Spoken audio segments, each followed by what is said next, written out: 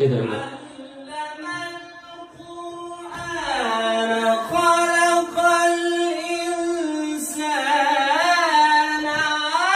علمه البيان.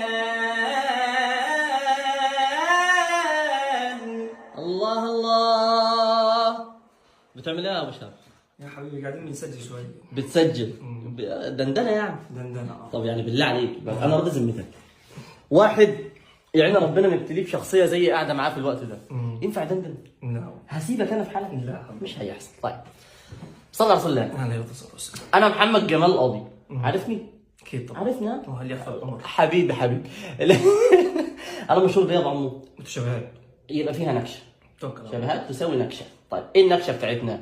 كلمه تبارك ذكرت في القران 9 مرات. كم مره؟ 9 مرات. 9 مرات. ليها 3 اشكال، ايه هم الاول؟ تبارك